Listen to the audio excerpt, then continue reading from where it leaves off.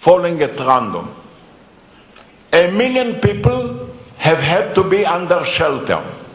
They came to the government and says, what happened to you?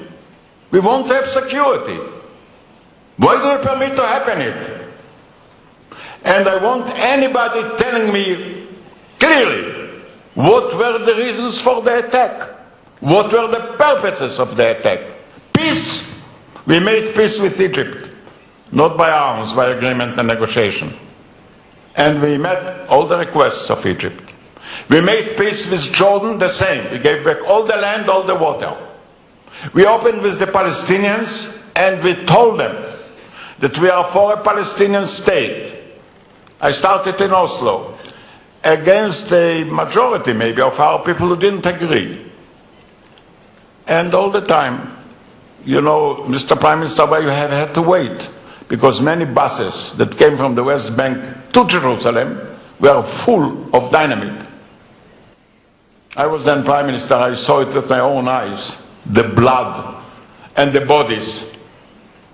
You know, I don't have to watch television. And when I came in, there were thousands of people shouting at me, traitor, killer, look what you did to us. You must. There are many details that you have to know. Israel is 60 years old. Do you know any other country that in 60 years has had to go through 7 wars, 2 intifadas, an ongoing boycott? What? Why? And in spite of it, we made peace with Egypt. I have the highest respect for President Mubarak. By the way, President Mubarak accused Hamas, not us. And President Mubarak knows the situation not less than you, Mr. Prime Minister. And President Abbas knows the situation not less than you do. And he accused Hamas, not us.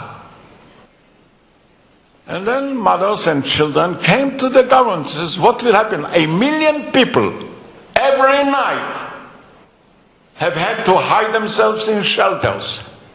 Mothers with sleepless nights. What do you really mean? By the way, I never saw anybody demonstrating against those missiles. That was okay?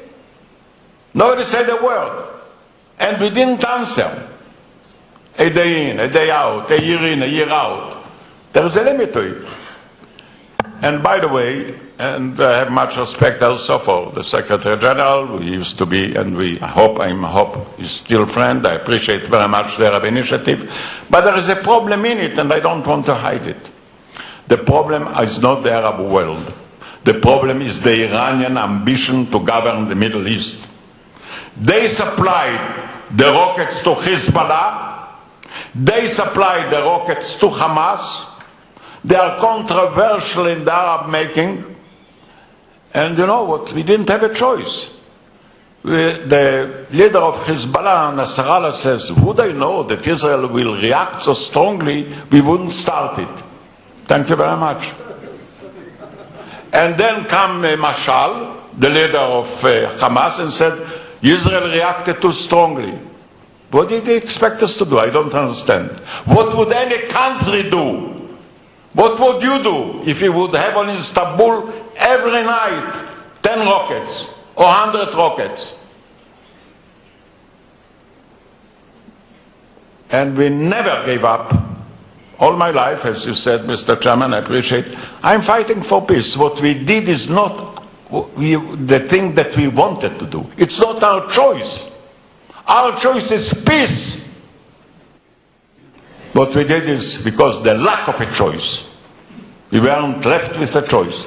Would you go for such a convention to kill the Jews? Okay, those are words. But to kill the Jews and send rockets to kill them. What do you want us to do? I started to negotiate with Mr. Arafat. I must respect. It wasn't simple. The PLO was at the beginning a terroristic organization. Mr. Arafat agreed to stop terror and go to negotiations. By the way, whatever was achieved positively was achieved not by rockets, not by force, not by power, but by negotiation. It takes time, it takes time. It's a very complicated country. It's a small country.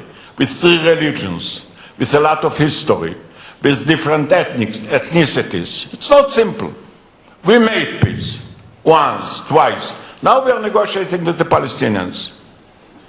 There was a crisis among the Palestinians. We don't intend to be the one that decides if the Palestinians will be united or not. As long as Hamas did not rebel against the Fatah, it wasn't our business. We didn't say a word. You know what? I'm talking about Israel. Look what the people of the Palestinian people, the Secretary General of Fatah is saying about Hamas 3 days ago. His name is Asser Abed-Rabo, a person that they know and respect, who is the Secretary General of the PLO Executive Committee. And I quote him 3 days ago.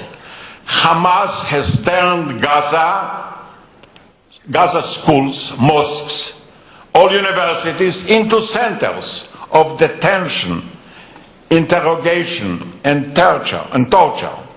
Doesn't have been shot in the legs, beaten savagely, and had their bones broken.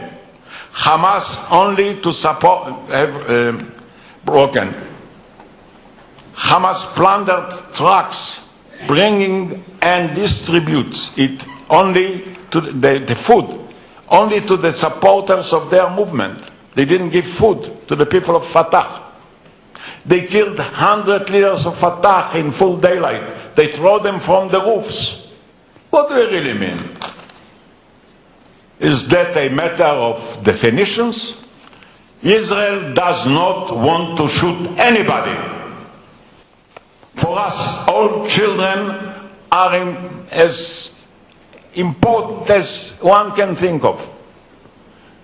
I created a Peres Center.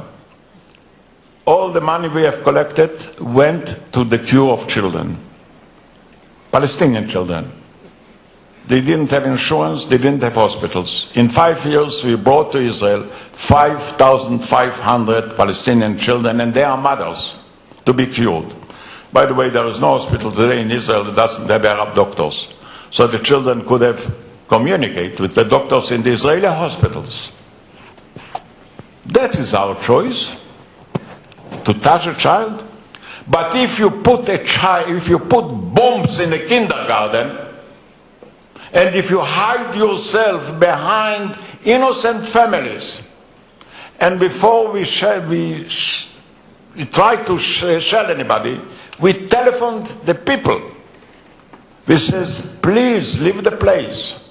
We don't want to hurt you. We made during those 20 days 250,000 telephone calls before we shoot. What could we do? What was our choice? And what would any government do? I'm very much sorry, Mr. Secretary General, about the United Nations building. According to our record, they start, not by your knowledge, they started to shoot from there. And by the way, when Europe bombed Kosovo, you hit the Chinese embassy. Did you want to? And hundreds of civilian people were killed in the bombing too. That's okay.